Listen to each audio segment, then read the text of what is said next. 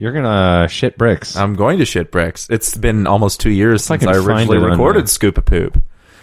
Oh, where is it? What was the actual name of that song? Was it actually Scoop a Poop? Well, it was from a Kanye West classic, and then apparently he says "Scoop a Poop" in it, and then Was he you were talking like, about "You should do a cover of it," and you just started going "Scoop a Poop."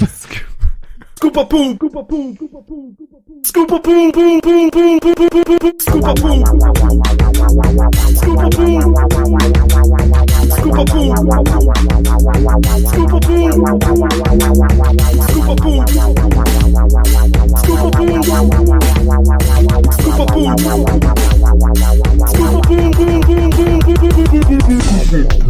Welcome. You are entering into a strange dimension. A dimension where narratives from across space and time come together.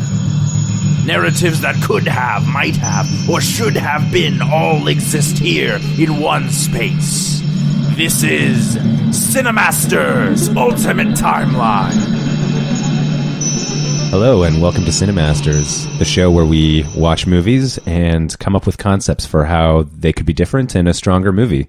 I am Nathaniel Draper, and I am joined as always by my very good friend, the handsome and talented and extremely intelligent Andrew DeYoung. Oh, handsome and talented and extremely intelligent. Those are a lot of things I have to live up to now. Yeah, I set the bar high. I definitely think I could do talented and intelligent, but I don't know if I could do handsome. Just don't know if that's in my repertoire. Oh, I don't know. I think you're selling yourself short there. Well, we'll see.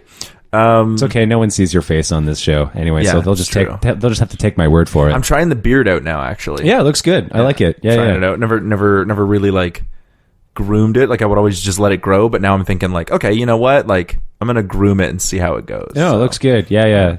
No, it took me a long time to figure out like there's a way to do it so it doesn't look like you just neglected to shave. or just are homeless. Yeah. Yeah, I think I'm slowly figuring that out at the age of 27. Yeah, it took me. Yeah, actually, I was about 27. Yeah. Yeah, pretty recently. Pretty recently. I was like, oh, there's a way to do this, so it looks somewhat like I planned for it to look like this. Yeah. Well, good. What are we doing today? Well, today we are doing an episode on Venom. The what year was it? Like 2016. Very recent, not that long ago. 17. We're recording 18? this in 2020, 2018? so 2018, I think. That's just a guess. I think it's 2018. Not long ago. Yeah, not that Tom long Hardy, ago.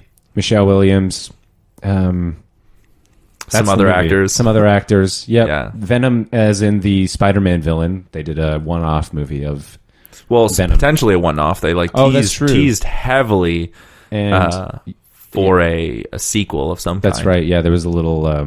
With Woody Harrelson. Like Yeah. it's not like you can cast Woody Harrelson and not do a sequel. Yeah, exactly. Yeah, Spider-Verse Sideshow Bob. Yeah, that was yeah. And then they also had the Spider-Verse at the end there too. So. Yeah, that's right. But yeah, you're right. Woody Harrelson as Sideshow Bob, redhead Sideshow Bob. It was accurate. When you said it, I was like, yeah, that's accurate. It's him. Yeah. Yeah. I mean, the only thing that would have, he was in prison too, so had he just been like performing on like a kid's show with a clown, I'd be like, oh yeah, they're totally going for Sideshow Yeah, Bob. if we had like a sort of a flashback to when before he had turned serial killer. Yeah. But Sideshow Bob was already Bart put him in prison. Yeah. Bart put him in prison, so he wasn't in prison when we first met him. No, he gets the prison, and then the rest of the show, he's just bent on killing Bart Simpson. Yeah. But we're not doing The Simpsons. No, Today unfortunately, we're not doing The Simpsons. Venom. So, yeah. Yeah. So, yeah, Venom. So, I'll just do a quick recap of the movie. Yeah. It's basically an origin story of Venom. And in it, you have Eddie Brock played by... It's Eddie Brock, right? Yeah. His last name? Yeah. So they did keep it from the original. Yep. Yeah. So he's played by Tom Hardy. He's a journalist, and he's down on his luck. He breaks into this... he doesn't break into. He gets allowed into this science facility, and he pairs with this symbiote. Is it symbiote or I'm used to saying symbiote. Symbiote? Yeah. Yeah, okay. Anyway, he pairs with this thing, becomes Venom, and that's kind of it. And then at the end of the movie, he fights another symbiote. Riot. Yeah. Yeah. So to me, it's interesting because in this version, it was like he and the symbiote are sort of, it's like they keep talking about themselves like we're Venom at the Yeah. end, but like it's implied heavily that that the symbiote himself is already named Venom. Yeah. Like they already have pre-existing names. Well, that was one thing I was curious about with the original. Like, was that the case, or does he like they pair and then he becomes Venom? I only know like the origin story from Spectacular Spider-Man, which is a TV show from the 90s? late 2000s. Oh, okay. And it's my favorite version of Spider-Man. Oh, okay. And unfortunately, it was canceled because Sony, or when Marvel was sold to Disney or purchased by Disney, all the movie rights were still with Sony, but the television rights were with Disney. And so Spectacular Spider-Man happened to be an independent company as far as I know. Oh, okay. And they got 2 seasons, both of which were fabulous. And then they got canceled and they started a new TV series called Ultimate Spider-Man, which is not nearly as good. Okay. But in this version, Eddie Brock so normally the origins of Venom are actually surrounded with Spider-Man. So Spider-Man comes in contact, Peter Parker comes in contact with the symbiote, and it becomes like a black suit Spider-Man. Right, that's which is symbiote Spider-Man. Yeah, it's symbiote Spider-Man, it's black suit Spider-Man, and he like crime fights and whatnot, but he's like stronger now. It's Spider-Man 3, actually. Yeah, it's essentially Spider-Man 3. And then what happens is he realizes that Venom isn't good, or that he's not Venom yet, that the symbiote isn't good for him. And so like gets rid of it. Like in Spectacular Spider-Man, he uses the frequencies that we see in the movie to get rid of it off his body. And then he thinks he's destroyed it, but it winds up finding Eddie Brock, who used to be Peter's good friend, but they had a falling out for a couple reasons, partially because Peter's brain was altered while he was with the symbiote. Like it was making him act differently, like angry and stuff like that. And then when Eddie finds it, he realizes that Spider-Man and Peter Parker are the same. This parasite hates, or the symbiote hates Spider-Man, and knows that it's Peter Parker, and Eddie Brock hates Peter Parker, but doesn't know it's Spider-Man until they fuse together and they become Venom. And the reason they're Venom is because they're like poison to Spider-Man. Right. And they say, we're Venom. Right? Yeah, wow, that's not bad. Yeah, okay, yeah. I'm thinking there was a 90s animated series that I watched. I bet you it's probably very similar. Yeah. Because the 90s Spider-Man, as far as I know, is the most common animated one that people have watched. Yeah. And that's not the old school No, one. there's an old school one from like the 70s. Where all the memes come from. Yeah, exactly. Yeah, and that one's that's the one that's got the classic theme song, Spider-Man. Spider-Man. Yeah, that's Friendly from that. neighborhood Exactly. Spider-Man. Yeah. Around the same time because there was Batman around the same time too. Yeah. In the 90s, yeah, the Batman animated series. Oh, well, there's a 90s Spider-Man, Batman, because they all sort of seem to have a resurgence in the 90s. Oh, really? But Okay, yeah, in yeah. the 70s, well, because there was the Adam West Batman, which Yeah. I guess was 60s. Was it 60s, 70s? I don't know. I'm shrugging It's my in shoulders. the past. Yeah. Yeah, it's Adam West, but there was an animated one around the same time, if I'm not mistaken. Okay, yeah. Um, But no, you're talking about the 90s I'm talking about the Spider-Man. 90s one, Okay. which I watched a lot as a kid. But I don't remember too much, to be honest, of the origin beyond. Well, I have a vague recollection of it being kind of like what you just. Yeah, I can't mentioned. imagine it's that different because I'm pretty sure Spectacular Spider-Man was pretty faithful to the comics. Yeah. Like the original, what was going on there. So, but that's just a guess on my part. But yeah, I actually thought this movie did a good job of being like, we're going to do Venom without Spider-Man. Because the movie's in association with Marvel, but it's not a like Spider-Man per se movie. So I actually thought it did a really good job of being like, oh, we're in the Spider-Verse, but we're not going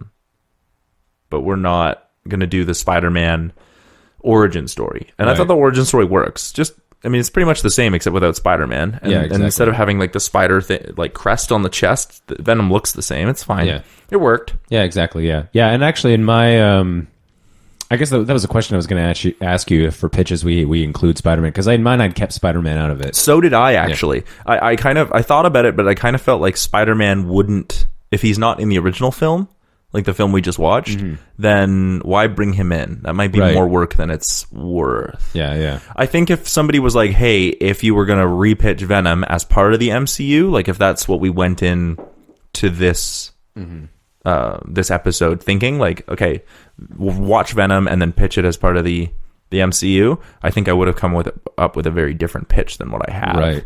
But I didn't do that. Right. Yeah. Did you do that? No, I didn't. Yeah. I kept Spider-Man out of it. Yeah, I actually, as we were watching it, I was thinking of another film that was in the same vein in terms of doing a superhero or supervillain movie, and then also doesn't really bring in the protagonist, let's say, of the original franchise as Joker, which came out this past which came year. out just this past year. Have you seen it yet? I've not. Okay, so I won't say too much about it, but there is a little bit of crossover, much more than You mean in here. like? You mean in terms of like Like bringing in the universe Wayne theme? family. Yeah. Like the Wayne I do know family about that. is mentioned by name and Yeah. actually does appear in the movie. Yeah. Whereas in this movie, Peter Parker does not actually show up. But I think the idea is that they were trying to like separate it a bit because Eddie Brock is from New York. They mentioned that in the movie, right. in the original Venom, and then they also sort of like, I guess because it takes place in San Francisco, they still wanted to like mean that Spider-Man could be a thing. The MCU could be a thing, but Right. this is all taking place in San Francisco. I'm actually curious why they chose to put it in San Francisco. I think it was literally so that they could be like, Spider-Man could be a thing right, eventually.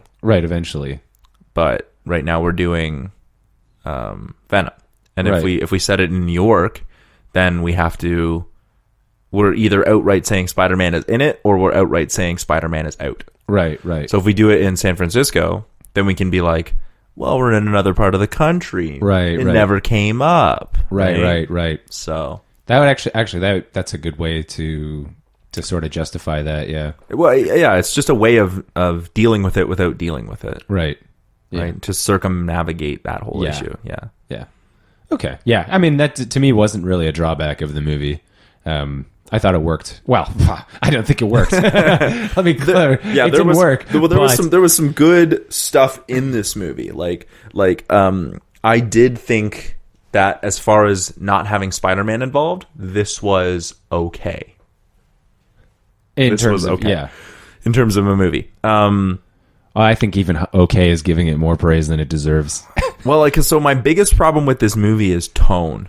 Right. And so when I was coming up with my pitch, and I'm hoping you did the opposite of me. Okay. Because when I was coming up with my pitch, I was like, this movie needs to decide. I say this all the time every time we do a CineMasters episode. This movie needs to decide what it is.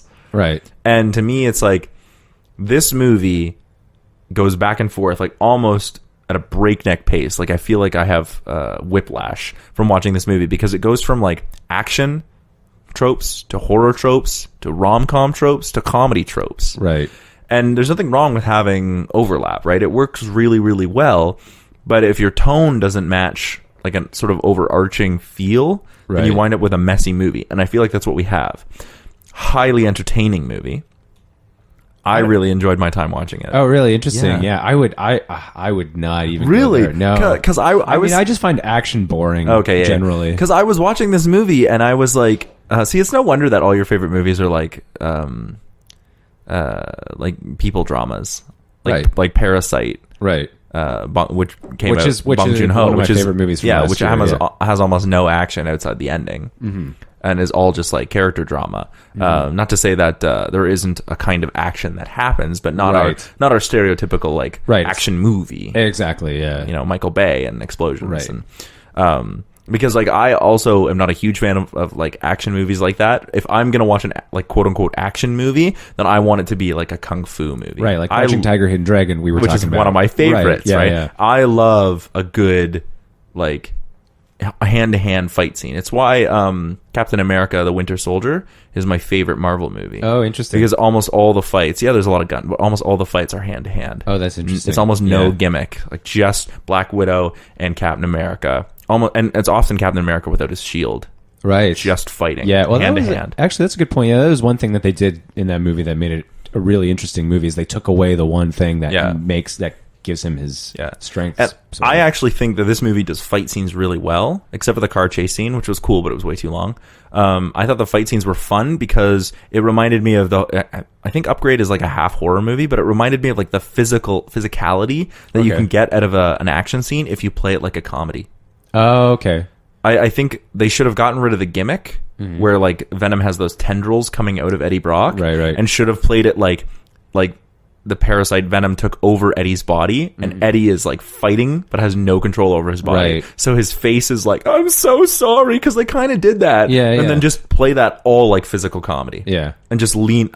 I think you could easily lean into the comedy. Right. Just be like, this is a buddy cop movie, except they both have the same body. Right. And one of them is an alien who wants to eat brains. Right. And the other one is just a dude who's a reporter who's currently down on his luck. Right. So you almost don't even have to like change. This is my second pitch, not even my first pitch. Oh, okay. Not even the one I wrote, but like you could almost not even change the movie, just clean it up and be like, this is a comedy now. Right. This is just a comedy. Well, I thought it was hilarious. Yeah, that's what I'm saying. Like parts of it, I'm like, oh, that is funny. This movie takes way too long to get going, and then once you get to finally Venom is inside of Eddie, I was like, this is funny. This is fun. This is great. It just takes way too long to get there. Right, and the tonal shifts are... Yeah, but to me it was like, I mean, just some of the banter, but like in his head was just, I mean, to me it was stupid, but it was like stupid funny. Yeah. Like, that's why like it was stupid funny. Like that's why it's a buddy cop movie. Buddy cop movies aren't like biting, sharp, witty commentaries. They're just, you know, two dudes from different backgrounds, right? You could literally lean into that. Like it's two dudes from, what is it? And Rick and Morty, it's like, all right, Detective Baby Legs, you need to learn to get along. You need to have a new partner. This is regular legs. Because that's the trope, is like they always are two cops that don't get along who have to put aside their differences to work together. So if you lean hard into that and almost tell the audience, hey, we're taking the piss. Right? This is a buddy cop movie. Give them all the signs. Like, this is a buddy cop movie. Except they share a body, so that's already one sort of inversion. And one of them's an alien. Right? Who doesn't understand, like, cultural tropes. And just lean into that. Right. That's a movie. Yeah, it would have been a far better movie. Far better movie, because that's almost what the movie is. It just isn't. Right, yeah, I get it. I totally get it. So we were talking about this. This is another nitpick that I have. We were talking about this. This is my biggest... There's almost like 2 credit sequences. Oh, right, at the very beginning, you mean, with the, like, space... Yeah, there's, like, this whole space, like, Star Wars almost Star Trek thing. Opening, and then there's, like, this whole Eddie Brock, like, reporter thing. Yeah. I also felt like his personality changed a bit. Like, when you see him doing his whole reporter thing, I was like, okay, cool. Like, I'm kind of getting a feel for what his personality is. And then immediately, when he starts interacting with his fiancée, Anne, I was like, oh, he's, like, a very different person. Like, this feels reshot. Right. And I even said, is she wearing a wig? It's hard to tell. I can't tell, but I think parts of that was reshot to like match a new idea. Could have been, yeah. Because Venom's a hard one to handle. I think there was 2 ideas, maybe just 2, but there was some conflicting ideas when they came up with the idea to do Venom. Like one was like, let's do like an anti-hero. And then when Deadpool came out, they were like, oh, let's do a comedy. It kind of feels, actually, you know what? I wouldn't be surprised if there was some of that, because there's definitely parts of it where you go, how could they not have, like, this seems like a joke, but I'm not sure if it's meant to be a joke. Yeah. That's what I'm saying. Yeah. Like, to me, it feels like the line where he's like, oh, on my planet, I'm kind of a loser. On my planet, I'm kind of a loser. Right. Yeah. I'm kind of a loser. It's like, that's, it just came out of nowhere. Yeah. It was funny and it worked, but it was like, okay, but why? Yeah, I guess that's the question of if you're watching it and you're going, wait, is this am I meant to laugh? Yeah, that's a sign of weaker filmmaking if you as the audience are confused as to how you're supposed to. Unless that's the point. Unless that's the point. Because it's like there's some cases where it's meant to be ambiguous. Or like when you watch The Office and you're like, oh, cringe humor, and it's like, should I laugh? Because it's terrible. Exactly. But that's the point of it. Yeah. And I guess with this, you're kind of like, I don't really know what it's not even should I laugh, it's was that funny. Yeah, exactly. Yeah. Because I found myself laughing. I go, wait, I think was that funny? Is it? I wonder what this would be like to get a laugh. I don't know. I wonder what this would have been like if we'd seen it in the theaters. I do wonder. Yeah. And my last nitpick that I'll say, and this is actually a good thing, I said, despite my anger towards this film, and my anger is because I think there's a good movie in there, and it was poorly handled, which is why I'm like, oh, that's why we do CineMasters. Right. I wanted a sequel. I was like, I wanted more. I felt at the end, I felt for the connection between Eddie Brock and Anne, Okay. I was like, what I really liked is that she didn't give up her current boyfriend, Dan, just to be with him. Right. Like, oh, everything's perfect now. Like, clearly she was still with Dan at the end. And I was like, yes, I'm on board. Yeah. Like, I like that because it shows that she's not just like, you're the hero and I'll fawn all over you. It's like, no, you can be a hero. You can save the world. But that doesn't mean I'm going to drop my current, like, love interest or drop everything just to be with you. Right. Because Eddie still ruined her career. Right? It was still illegal what he did because you can't look at files like that. So it's still, everything he did was still his fault. But she's like, she may have forgiven him for that, but she's not like gonna just crawl back to him. Yeah. But what I also liked about that is we can also see that she clearly has feelings for him still. And I feel like that's great because I was like, yeah, love is that complicated where you can be like, this person isn't good for me and yet I still want to be with them. Right. Like, because they talk about the kiss, right? It's like when she was female Venom or just when she was with the parasite. Yeah. Pretty sure that has a name, but I can't remember what it is. Like that combination. But when she talks about the kiss, she was like, they were like danced around the issue, and I was like, I kind of like this. They're playing it for comedy, but there's something deeper there where it's like you can be with someone or not be with someone and still have feelings for them and know that they're not good for you. So, yeah. But again, the whole reason I went into this rant is because I really think that I could have or would watch a sequel if it was handled better than that one. Okay, interesting. Yeah. The one thing that I found a little odd with the movie, there was a few things where it sort of meandered and digressed all the time. But the one thing that occurred to me at a certain point was it's building up to this point where he becomes the hero. And I just thought that was totally out of left field and totally unwarranted, actually. It just did not fit, the character at all for me. Yeah. And I also found, on some level, I actually found it kind of disturbing that they'd go, oh, this is now we're going to make this character into a heroic figure. Yeah. And something about that, it's not like it just somehow it didn't fit what I thought could have been done in terms of addressing like an anti-hero movie, because I really think it should have been an anti-hero movie. I think you're right. I think what if they like set it up for like him to be like a villain? Well, they did. He killed a lot of people. Mm-hmm. Set it up to him be a villain, and then have him be not even a hero, but have him like fight the more badder guy, but still maintain his villainy. Yeah, actually, that's kind of what I did in my pitch. Okay. I went in that direction because one thing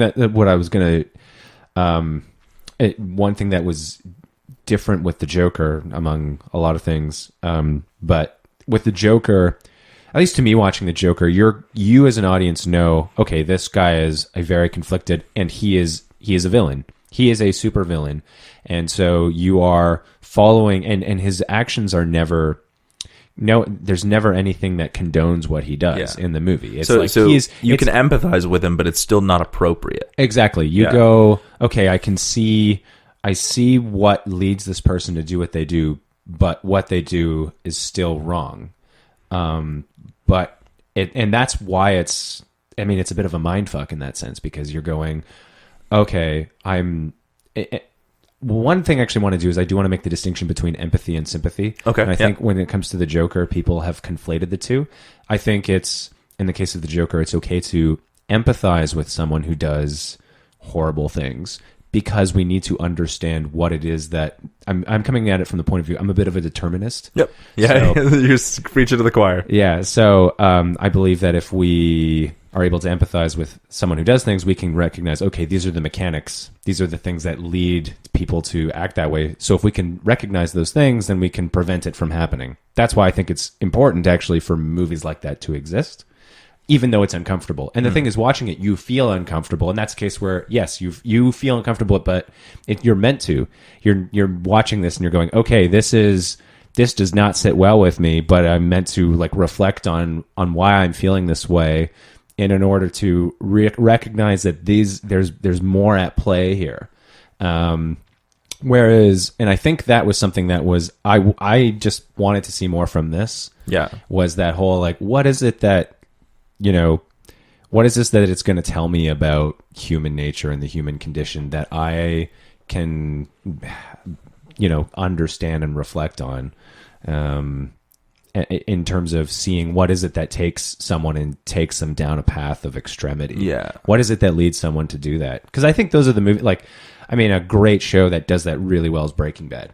Yeah. Yeah, that's and it's so seamless. It's so seamless. You don't even notice it. Yeah. Actually, when you said Breaking Bad, the show that I was going to use as an example was BoJack Horseman. Oh, interesting. Because you can see why BoJack is a broken person. All these bad things that have happened to him, but a lot of the bad things that have happened to him are his fault. Right. And so we can go like BoJack is a empathetic character, the way that you phrase it. I can see, and I look at BoJack and I go, man, I feel bad for you. And all this bad shit that happens to him. But it's always his fault because he never wants to get better. He says he wants to get better, but then he doesn't do it. Right? And so I get it. Like, it's like, what you're saying is we can empathize with things that happen to people, but we have to be careful about when they make those decisions. Mm-hmm. Because in both in Venom and in Joker, like as you were saying, things that happen to Joker, the Joker character in that movie, cause him to do certain things, but they wouldn't cause everyone to react that same way. Right, exactly. Right? And so just because he's in those circumstances, it's understandable, that's why he did that. It's like, well, yeah, but there are other people who are in similar circumstances who don't do that. Right. And that's the comic, The Killing Joke, I think. Oh, yeah. And Killing Joke, when Joker, like... Oh, right, when he kidnaps Gordon and says, if I give you one bad day, right, then you'll turn out to be like me. And at the end, after doing all this horrible stuff in front of, and to Commissioner Gordon comes out and is like, no, all that stuff that you did, it was the worst night of my life or whatever, but I'm not like you. Right. And that's what I think the distinction is. Yeah. Exactly, yeah. And with Joker, it does a good job of showing, like, I mean, you see him do some horrifying things, but you as an audience are disturbed by it. Yeah. You're like, okay, this is... Because it shows you in, like, all of its horrifying... Like, it doesn't... Yeah. I mean, there's a scene where he kills someone in a very brutal way. Yeah. And it's very hard to watch. Yeah. So to bring this back to Venom, what was the part that sort of made you, like why was it? Because they were building him to be a hero. Like we would just spend a little bit of time talking about the Joker, like tonally and like thematically. So what was that about Venom? Like, where's the... For me, it's just Venom's not a hero. He's just not a heroic character. Oh, and, okay. And in this movie, I saw... It just seemed like quite a leap to, okay, he's on the run, and now he's trying to save the world. Yeah. And for me, it was also, I just didn't buy it. Like, oh, why are you doing this? Oh, because of you. Yeah. You changed my mind. Yeah, I think... and I'm like, it just seemed like such a leap for me to go to the point of like, okay. Now. And the other thing too is, I was listening to a podcast the other day, an interview with Greta Gerwig, who wrote and directed Little Women and Lady Bird. And who wasn't nominated for... I know. What is, like... I heard someone say it on the internet. I was watching a video. I'm actually kind of mad about me that. too, She actually. deserved it. She totally did. Somebody posted, like, they read it out. They were talking about, like, Oscar nominations and what their beefs were. And the person was like, how come two of the main cast were nominated for Best Actresses, and the movie was nominated for Best Picture, and I think Best Screenplay too. Yeah, and Best Screenplay. So to me, it's like, did that movie just direct itself? Like, do you know what I mean? Right. Well, it's so subtle and that's why it's like, that's why I think she deserved it, because you don't notice it. It's so subtle. The choices that she's making. It's really like she's been able to create these really authentic, like this world that you can just live in. Like you really feel like you're there watching. I haven't seen it yet. As a filmmaker, that is so hard to do, so hard to pull off. I haven't seen it yet, and but it takes someone with a lot of sensitivity to be able to do that. And I just really want to see it. It's a beautiful, beautiful movie, and I thought, and it's one of my favorite movies from last year. Yeah. Like it's right up there with Parasite and Marriage Story. Also, he didn't get nominated for Best Director, and I felt the same way. I'm like, that was such a really authentic film. I've had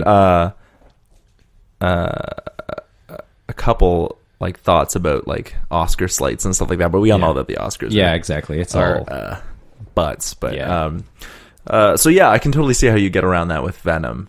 And but it's interesting that you say that. Like in the movie, it makes sense. But Venom. Sorry, I was just making. I wanted to make. So she was talking about in that podcast. She was talking about how there's this idea that we've come accustomed to of this embodied antagonist.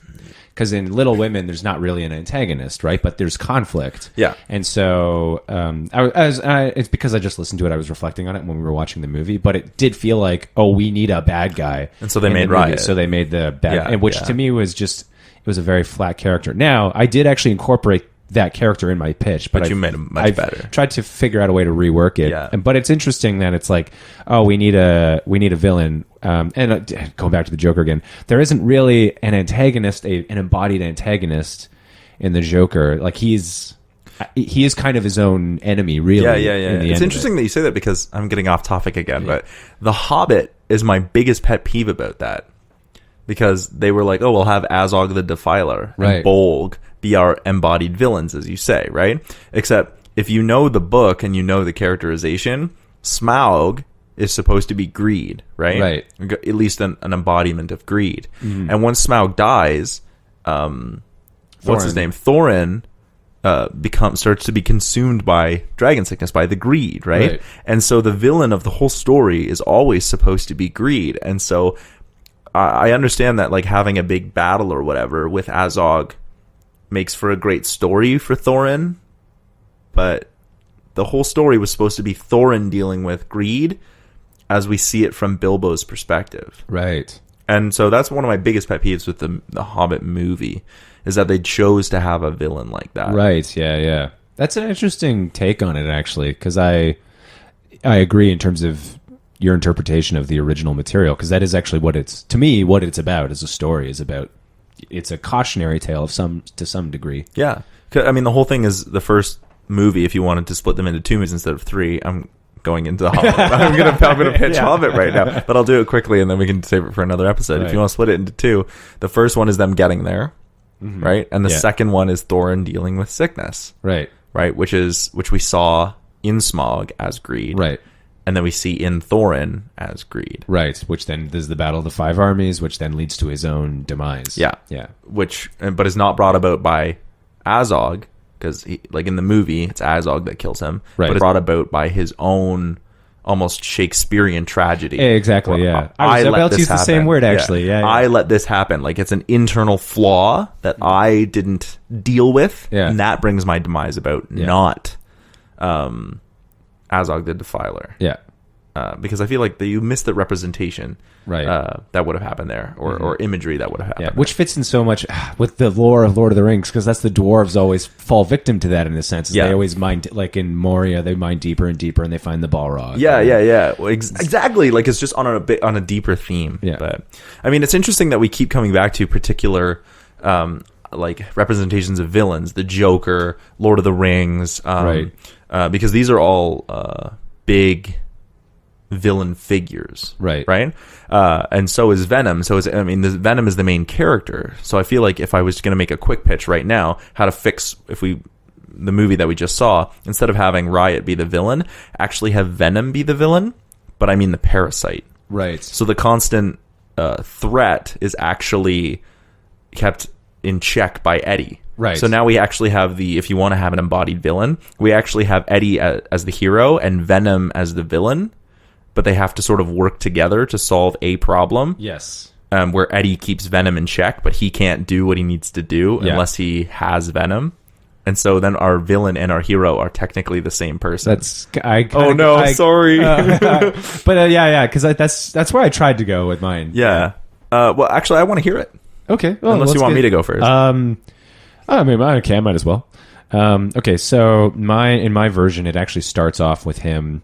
He's not a successful person, but he is he has a job maybe as a journalist, and it's around the time when there's just a lot of layoffs because journalism takes a hit, and around the same time, like his relationship falls apart, and he looks at all these things and he sees himself as the victim in it. He's like, he sees it as like he had no control over it, and it was like, he just wasn't cool enough for his fiance or something like that. I'm a loser. Exactly. But he starts feeling very disenfranchised, and what he decides is he's going to become much more cutthroat. And he's like, no, I'm going to go and I'm going to take what I want. I'm not going to let anybody stand in my way. Because up to that point, he'd been much more. He'd played by the rules, so to say, and he was very much like, no, this is the way you have to do things. And now he blames that on why he is where he is. So what he does is he actually blackmails to get into this lab. He hears about this. They're doing experiments of some kind. And there's no prologue in mine with the whole spaceship and everything. It's just mine neither. Like that there's something going on, and he's like, I'm going to get in there, and he actually blackmails someone to get in there. And what he does is he gets in there using unethical methods, but he gets in there, he gets the photos, but then he also gets the symbiote breaks out and pairs with him. So this is like first act. This is like right off the top. Like he's lost everything, and we get into it pretty quickly. He pairs with the symbiote, but nothing happens at first. He's able to get out. He breaks the story. He goes back to the news outlet where he was working before. He breaks the story, and now he's got a job there. And what he finds over the next period, like he's now behaving different. He feels much more confident, and now he feels like there's women are more attracted to him. So he's like The Fly. Yeah, I haven't seen The Fly, actually. Cronenberg's version of The Fly. Oh, yes. Okay. Yeah, that Fly. Sorry. Yeah. There was a TV show, I think, about a superhero called The Fly that I'm No. Like Cronenberg's The Fly. Yes, actually, because, when you made a comment at some point, imagine this directed by somebody else, I was thinking, I'm like body horror, Cronenberg. Oh, yeah. You could do this as body horror. That's where I went with it. Okay. Yeah, because I'm like... I was like Cronenberg body horror. Anyway, so he feels more confident. He feels like, and things are starting to go well for him. But at a certain point, there's things that are happening, and he's starting to lose control as well. So he's starting to, at a certain point, and I haven't worked out exactly the specifics, but there's a cost to it. And at one point, he actually does reconnect with his ex-fiancée, and they talk about it.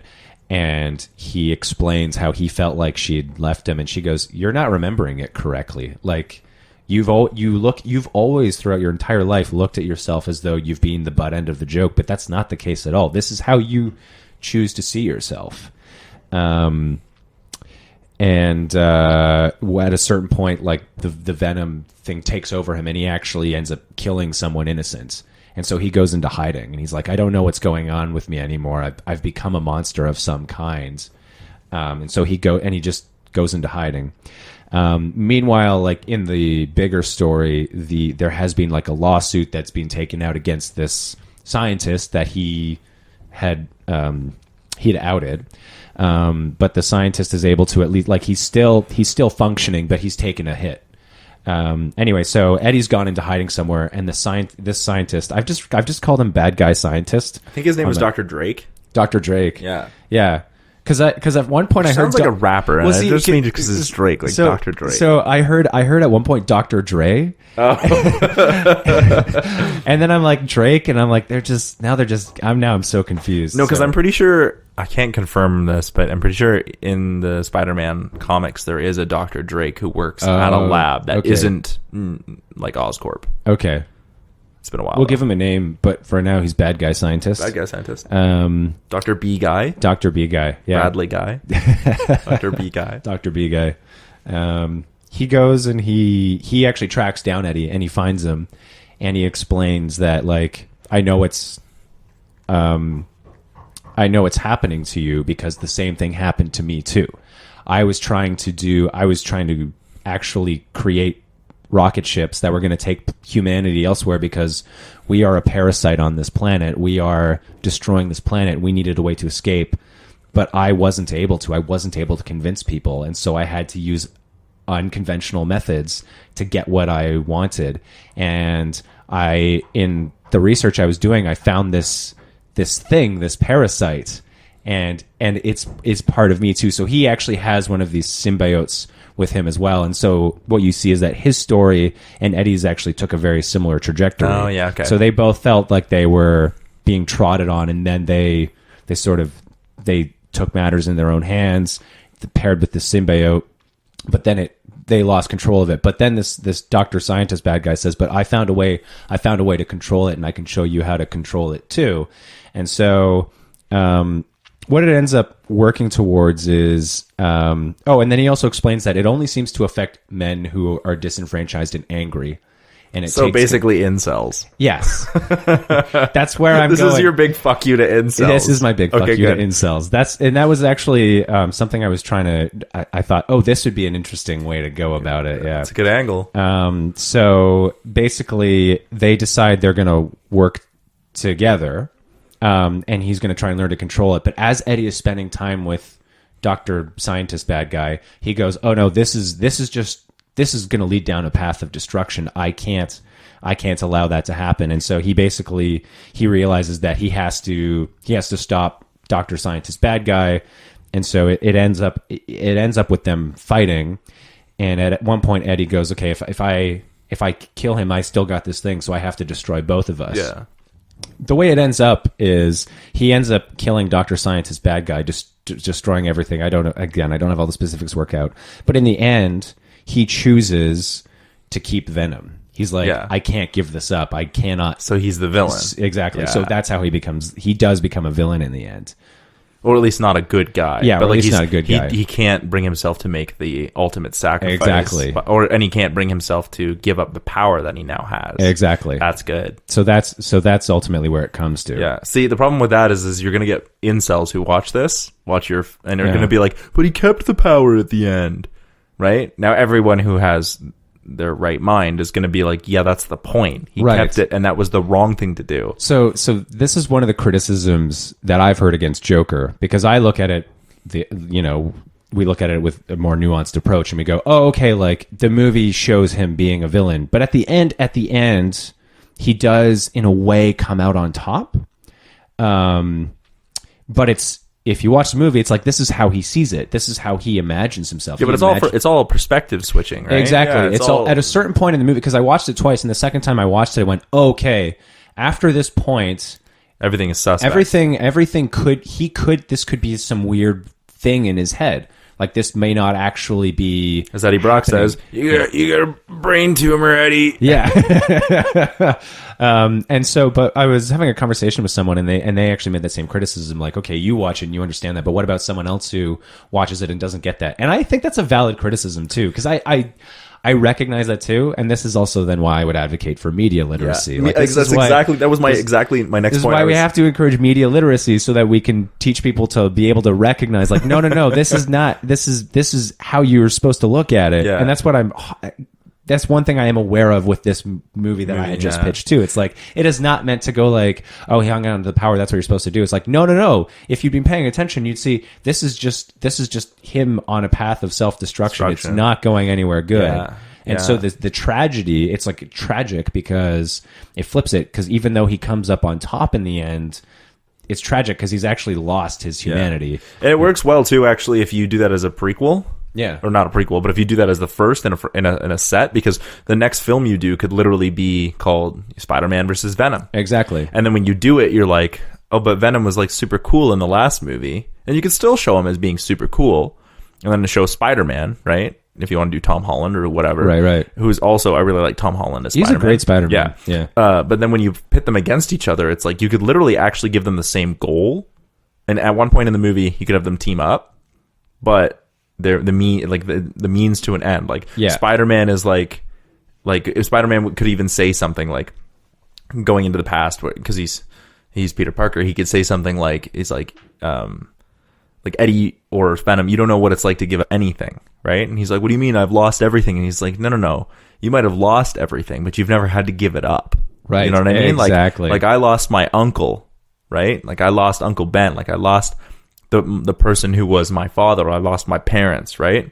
Like, those things were things that I had to give up, and this is what made me Spider-Man. This is why I make the choices I make. And Venom's like, I've given up lots too. I lost a lot. And he's like, no, you lost it. You didn't give it up. Exactly. And that ties into the Spider-Man theme. Well, the whole, with great power comes great responsibility. Spider-Man makes a sacrifice, actually, to be Spider-Man. He's giving up, and that's why Spider-Man living works. a normal life, and that's why it works. Because, and he does that every day. Like, if you watch, especially the Spectacular Spider-Man, nothing ever goes Peter Parker's way, right? Every time he chooses to be Spider-Man, Peter loses something. Exactly. Spider-Man might get a win, but Peter might lose the respect of his friends, the respect of his mentor, the respect of whatever, right? Or at one point in time he winds up dating Liz Allen, and that's always a travesty. Like, because every time they plan to go on a date, he always winds up making the choice to be Spider-Man, right? Yeah. Whereas you could easily show it where like Venom might be cooler, right?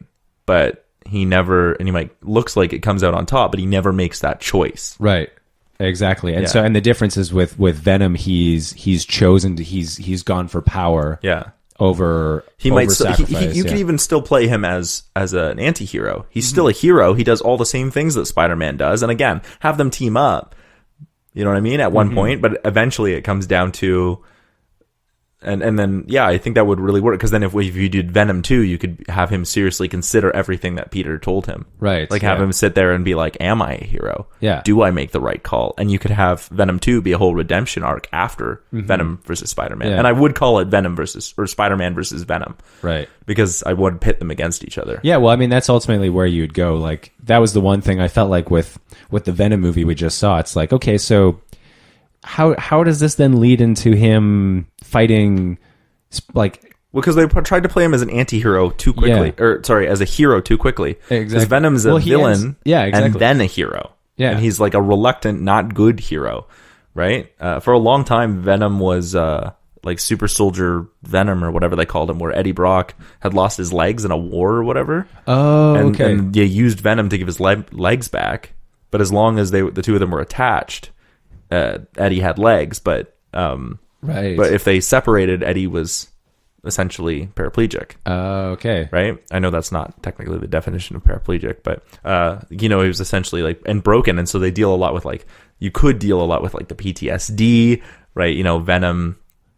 I don't know. There's a lot of places you could go with this, and it just feels like with such a rich, like literary, and I'll use the term literary, with such a rich literary pool to draw from with the Venom character. This movie that we got feels super shallow. Yeah, exactly. Yeah. And like the coolest part of the movie, which is unfortunate, is when they do the interview with Cletus Cassidy as Woody Harrelson, or Right. Woody Harrelson as Cletus Cassidy at the end. That's Right. the best part of the movie because everyone knows Venom's best villain is Carnage Right.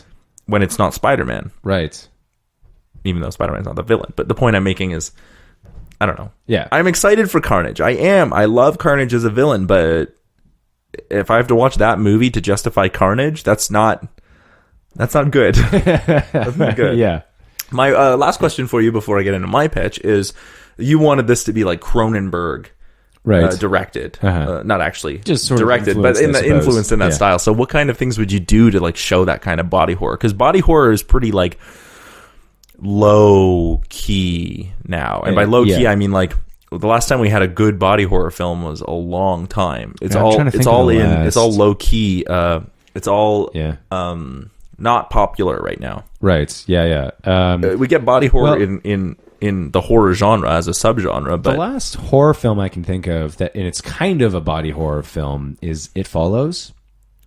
I don't know. It's more of a body mutilation? It's as opposed a to very horror. fine line, yeah, because it involves, there's a body horror component to it, but it's not the same, say, as like the fly, or Fly. It. Oh, it's not The Thing. The Thing. Sorry, yeah. I figured that's the one you meant. Yeah, The Thing is definitely like very much more body horror.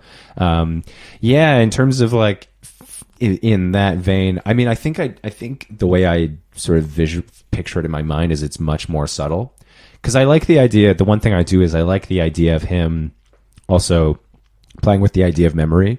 So like there are some things that happen that he doesn't remember doing, and that's when he starts to go like, okay, wait, there's something else going on here that I'm not aware of. Yeah. So you actually don't show very much of it, and then maybe when he actually like attacks someone, that's when you finally see something. Yeah. But up to that point, he's waking up the next morning and he's going, what happened here? Yeah. I don't remember any of this. Interesting. Yeah. Yeah, interesting. I really like your pitch as like Thank you. the Fly meets the Hulk. Yeah. Because like he's in hiding at one point, and that made me think of Bruce Banner as the Hulk. Yeah. But I was just wondering, because as soon as you said body horror, I was like, you wouldn't even have to be that subtle about it. You could do it every once in a while, but like have every time he turns into Venom, like so Venom is inside him, inside his head. Every time he turns into like Venom proper, not just fused with it, but anytime he uses the powers, like he literally turns inside out. Oh, interesting. You know what I mean? Like, and show it being like really painful, where like it's folding inside out. Oh, that's a creepy, eerie image. I like it. Yeah, like he like folds inside out, and like his skin tears apart, and he opens up, because then you could be like, visual. oh, like Venom is like, and then even if you were like, oh, Venom's super powerful, and Eddie chose to stay powerful. It's like, yeah, but every time he turns into Venom, it's gonna hurt. Yeah, like that thing is a grotesque perversion, which is essentially what body horror is, a perversion of the human body. Yeah, exactly. And we can show that visually. Because body horror, I think, should be stunning. Yeah.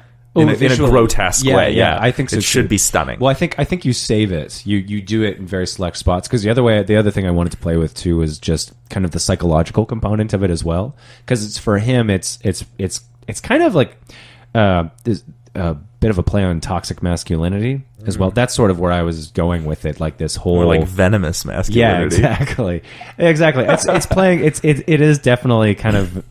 It's playing on the metaphor a little literally, but that works. Yeah. I mean, it is on the nose, but like the movie that I'm picturing in my head would work. And one of the things that's weakest in the original movie we got is we spend any time that Venom is that we're using the Venom face instead of the Eddie face, the scene falls apart for me.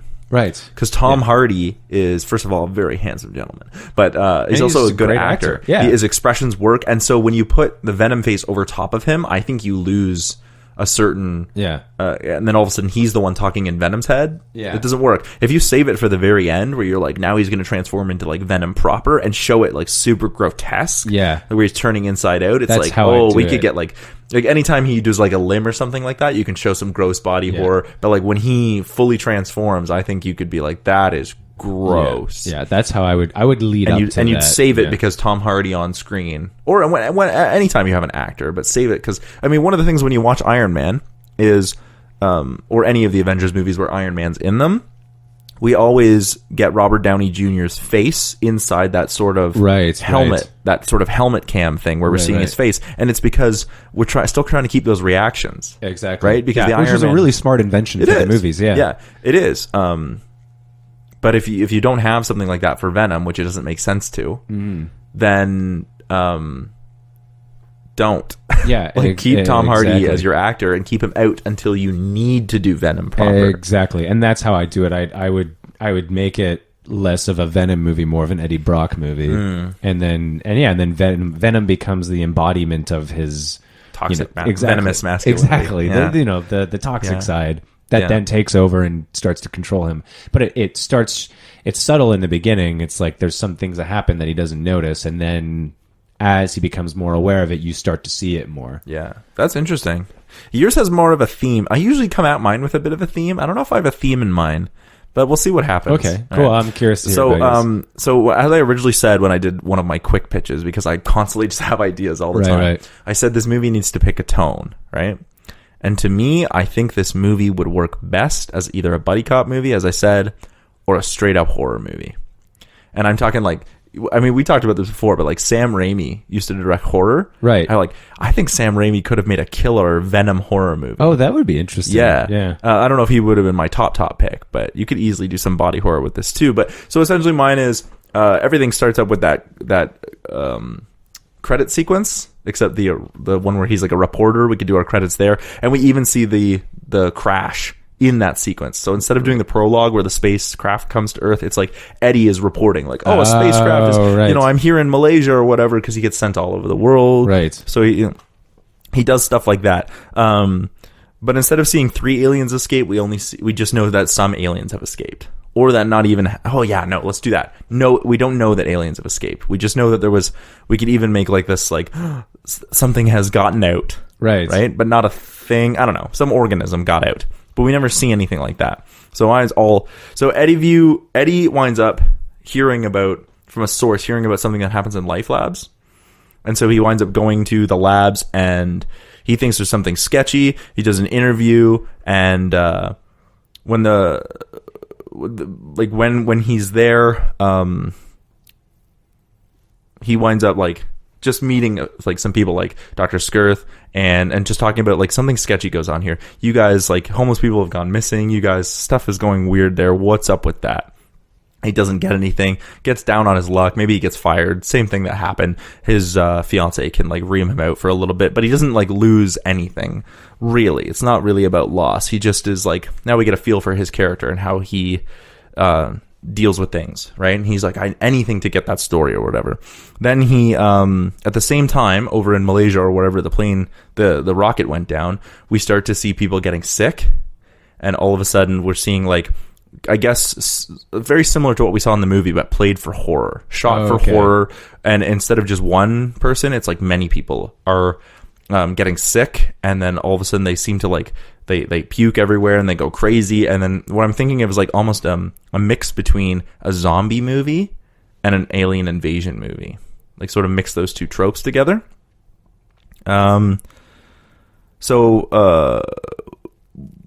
When he are back at Life Labs, we'll have Dr. Drake and Dr. Skirth. They find out that they have a specimen. They find out that it's a parasite, that it is. It's an alien parasite that infects host bodies, essentially the symbiote.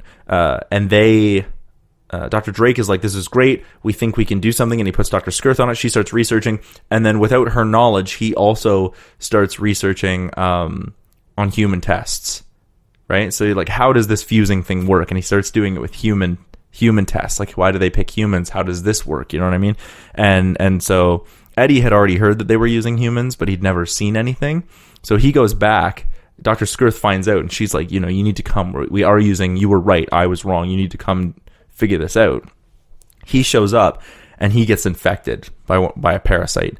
And this is sort of when the bulk of the movie would happen is, at first, he's just sick, but then he starts hearing voices, and so he's at home, and I would add a couple characters, so it's like maybe a fiance, maybe a couple other characters that he is with, and so he starts hearing voices, but he has no idea what's going on. He's getting sicker, and those voices are telling him to kill people. And he's slowly like turning in like so now we've gone from zombie movie to alien movie to like serial killer movie. Okay. But our main character is the serial killer, but he doesn't have almost control over what he's doing. So he's like menacing and terrorizing his family and his fiance.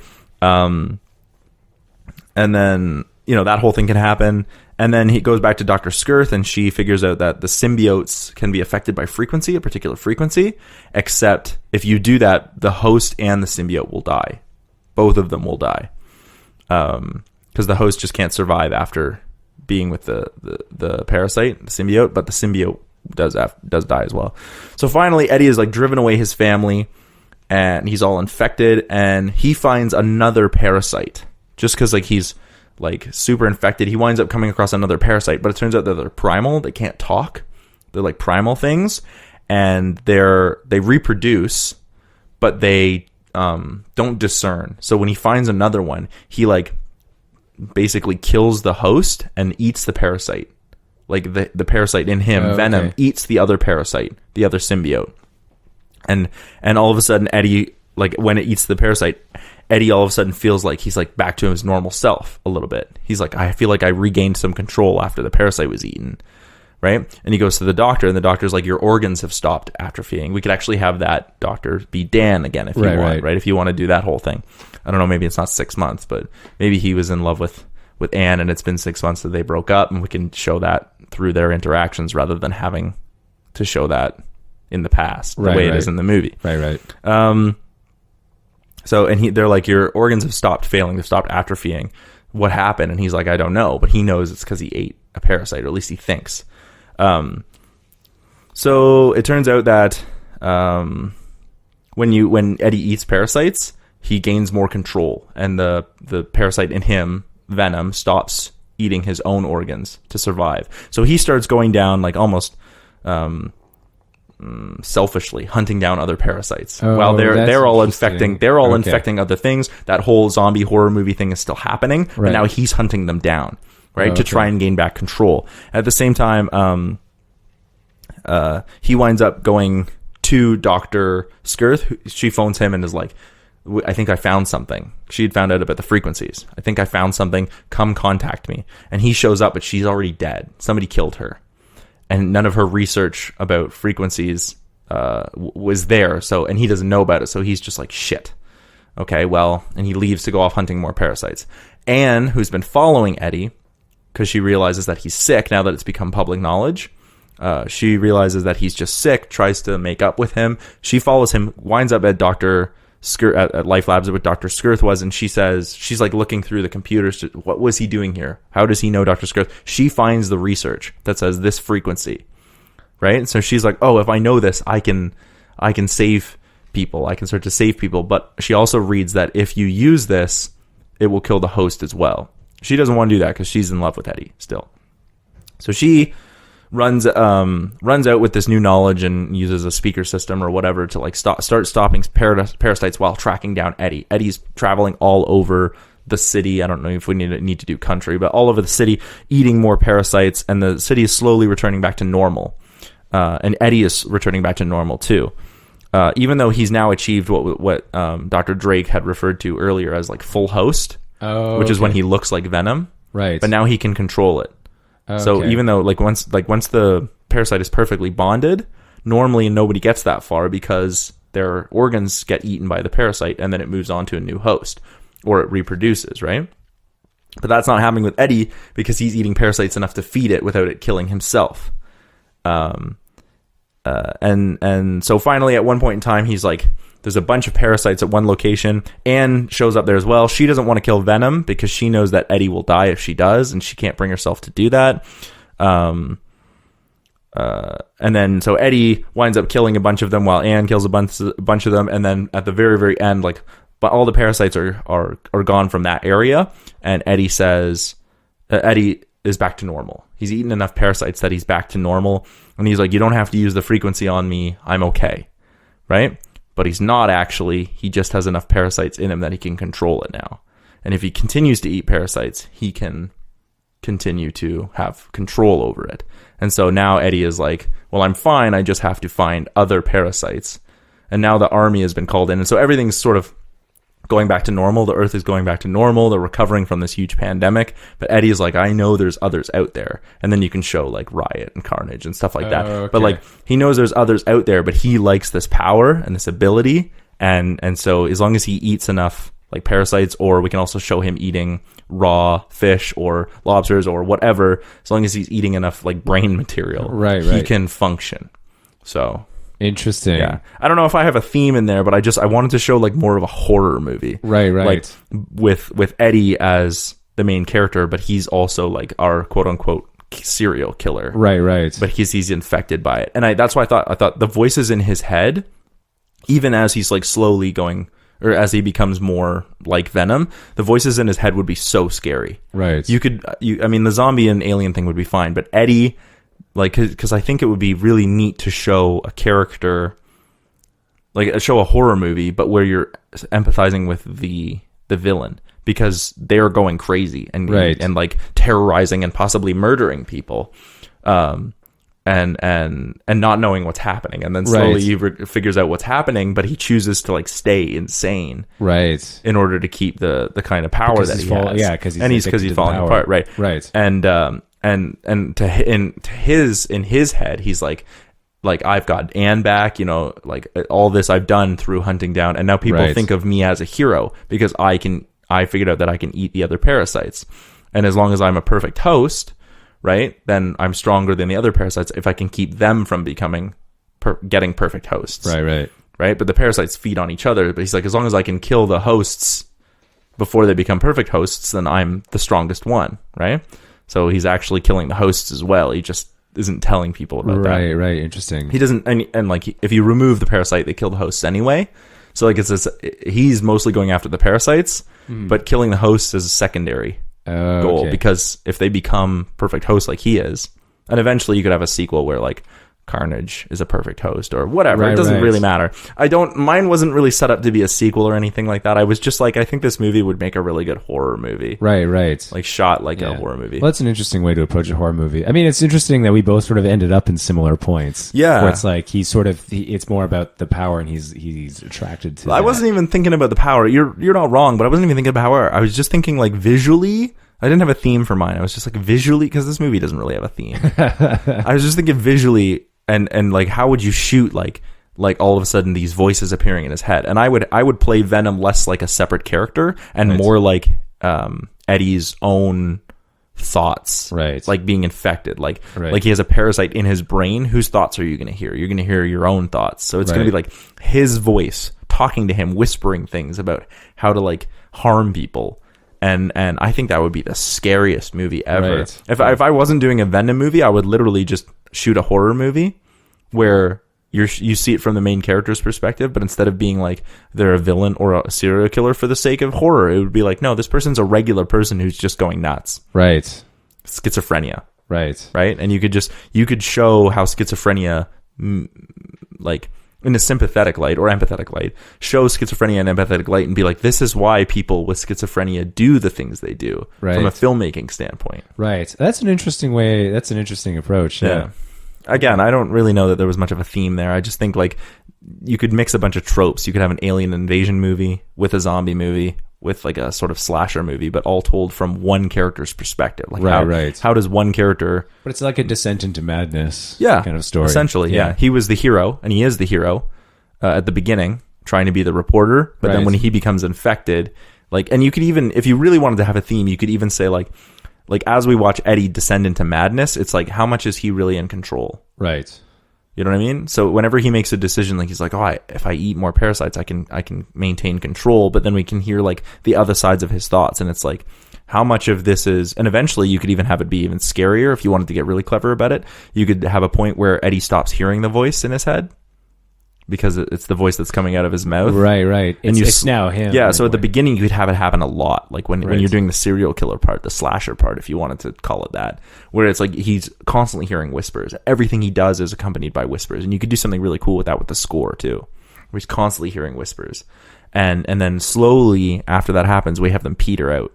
The voice peter out until like the very end where he's not hearing whispers anymore, and the decisions he's making because he's become a perfect host with the parasite. The decisions he's making are maybe not his, but it's all suspect. Maybe they are just the parasites. Right. That's interesting. Yeah. He's lost himself. To do that transition. So like if you do it properly, it's gradual enough that you don't notice it. And then it becomes a question of how much autonomy do they actually have? Like how much choice does this person actually have? Yeah. And he's told himself a story like, no, I'm doing this because I choose to, because I'm in control that way. But then it's a question of like, well, are you? Are you? Are you like really? you're not atrophying. Yeah. Your organs aren't failing anymore, but every time you feed on parasites, you gain more of yourself back, or are you just feeding the parasite inside you to take over more of it? Exactly. Right? And I actually think like that makes more sense if it started when he got infected. Oh, okay, right.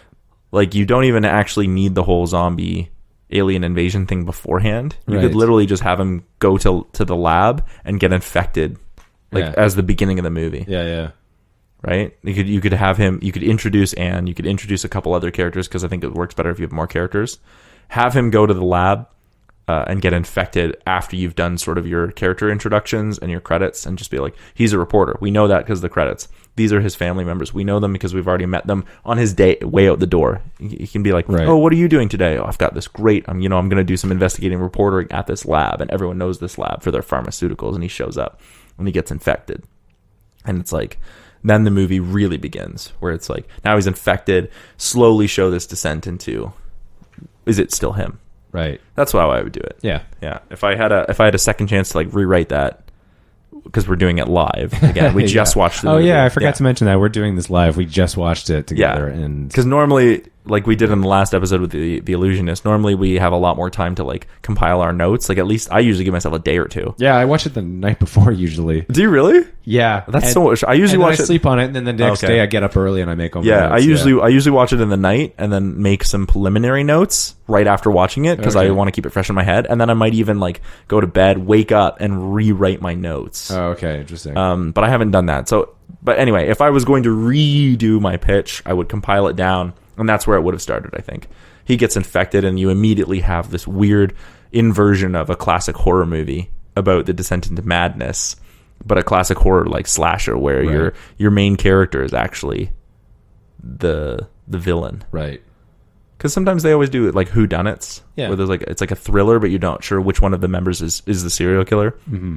Or I'm thinking of the Texas Chainsaw Massacre, where they like show it sort of from Leatherface's perspective, but he's not an empathetic character. He's just this monstrous villain, or Jason, or right. So what if and you show Halloween does something similar at the beginning of the movie too? But they're just sort of insane. Yeah. So I'm thinking, like, what if this is like an actual parasite that's infecting him, and we're not certain where he ends and the parasite begins, and we see this sort of horrific descent. Ooh, creepy. I usually don't like horror movies at all, but I don't like horror movies at all, but yeah, I think that's my pitch. Nice. Yeah. Not too bad. Whew. I don't know. I think yours is yours works better because it calls to light more about villainy, which I think you could really do with Venom because he's an anti-hero. Yeah. Your pitch calls more to light about, like, what does it mean to be a villain compared to a hero? Right. What makes Venom a villain? And you talked a lot about the Joker in this episode. What makes Venom a villain when he could be a hero, but he's not? Yeah, exactly. Right? Whereas I think mine, I just really wanted to kind of try my hand at a horror movie. Yeah. So I think yours was smarter in the end. Oh, well, thank you. I often feel that way, actually. Like, oh, really? Yeah, because I don't. think you look at things like from a filmmaking standpoint, and I don't. I look at things from like a narrative standpoint. Like, I just like to read, and I don't have a background in filmmaking. Right, I just but like you'd to read ask. I mean, stories. those same questions are in literature as well. Yeah, I just sometimes I just think, like, visually, like, what would this look like if it was a horror movie? And then that was my whole thing. I was like, this movie can't decide on tone, and I had to decide between buddy cop or horror movie, and I was like, I think horror movie would be a better movie visually, and that was my whole decision, because I actually think a buddy cop movie would be more enjoyable to watch. It'd be funnier. That's the movie we got. Almost. It was kind of was a buddy comedy, to some extent. But with yours, there's a theme too, the whole question of choice. Like, I think that's actually really interesting. Yeah, I maybe I hadn't noticed that. I mean, it was a first draft, and I literally wrote it 5 minutes before we started. Right. So maybe I could literally go or spend more time going into choice and how choice works from a determinist standpoint. Even like, are we just the makeup of what we are? You know, is Eddie making these decisions because there's a parasite in him, or is he making them because he already made them? Which is kind of body horror as well. Yeah. It doesn't, like, it's in that realm, definitely. Yeah.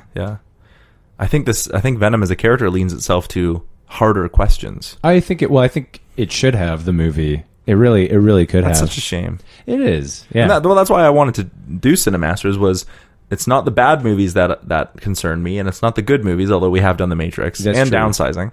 That's right. Yeah, which ask good questions. But to me, the worst movies are the ones that make you go, huh, this could have been really good, and it just missed the mark. And even some of them aren't even just missed the mark. Some of them are like, this is a really good idea. What happened? Like, what went wrong? This is terrible. Right, exactly. Yeah. But that's all I got to say about Venom.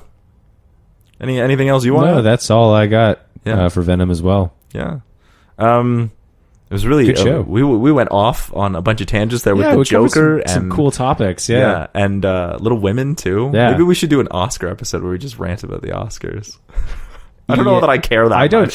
To be honest, I don't really like. Yeah. I mean, everyone knows the Oscars are a joke. But sometimes, I mean, because one of the downfalls of doing CineMasters is we talk about bad movies, and we rarely get to talk about good movies. I know, that's one thing. And there's some great movies out there. I mean, maybe we should do our version of Parasite, or would you change anything? I wouldn't. No. See, that's the problem. You're like Parasite. Like, I mean, all we talk about is what makes it a great movie. What makes it a great movie? You just sort of deconstruct it and go, oh. Well, I'm wondering, because we did Downsizing and we did The Matrix, and both of those movies are excellent. Yes, but with The Matrix, here's the thing: with The Matrix, there was definitely a point where I went, okay, I think there's a more interesting movie story. Here. Well, both of us did, because we both, like, I leaned into Baudrillard and you leaned into the plot. Yeah. And it worked for both of us. So I wonder, maybe there's like a secret formula. We need to find movies that are good but could be different. I don't know if there is a secret. If you could find the secret formula, then it would be easy, I think. Yeah. Because the way I look at it is, it's just sometimes, like in the case of The Matrix. Plus, I'd had a lot of time to reflect on it because I'd seen it a number of times, and there was just a point where each subsequent viewing, I was getting to a certain point in the movie, and I was going there. Why? Like, it was great right up to this point. Yeah. Then, and then thinking about it, I went, oh, but what if this happened instead? So I'm thinking, it's not even. Oh, I was just thinking, it's like actors often talk about how certain movies are more fun to do They say filming dramas is more fun, even though the drama itself is less fun, whereas comedies is like hard work. That's what I've heard too. Yeah. So I'm thinking maybe comedy is exhausting. Yeah, maybe I'm thinking CineMasters is the same way, because this movie was like a comedy ostensibly, and I'm thinking like it was less fun to do, or maybe I had a harder time doing it, this one, than I did The Illusionist. Oh, okay. The Illusionist, I had ideas coming out my butthole. Right. With this one, I was like, I don't know. I was lost. I was like, sometimes, yeah. I don't know. Maybe it's because like a drama. Sometimes There's like I found it the same way too, because I felt like I had a more solid idea with this one than I did with The Illusionist. Oh, okay. Plus, there is something I've been writing that actually I'm going to steal some things from this. Okay. So there are some things that I've thought about. More this. fuck you incels? Yeah. Good. That's what I feel about it. Anyway, I think that's pretty much good for me. Yeah, I feel good about it. I feel really good good about episode. it. Good episode. Where can people find you on the internet? Do you remember? Yeah, I have a website. It's my full name, www.nathanieldraper.com. That's Nathaniel spelled Nathanael. AEL. I would spell it EIL. I have a serious branding issue. It's like people are going to have such a hard time finding me on the internet. That's okay. Yeah, and then my Twitter is, I think it's Nate Draper. If it's not that one, it's Draper Nate. And you can find my band Robot Philosopher on Facebook and YouTube and iTunes and all that good stuff. You can find us on there. It's fun to put out music there, because you can't find me on social media because I don't do that anymore. Yeah. But you can find my band. I think is highly commendable. Media literacy. Yeah. Media literacy isn't just about what you watch. It's also about how you handle it. Yeah, actually, I would agree. Yeah. And with that, we'll catch you next time. Yeah, have a good one.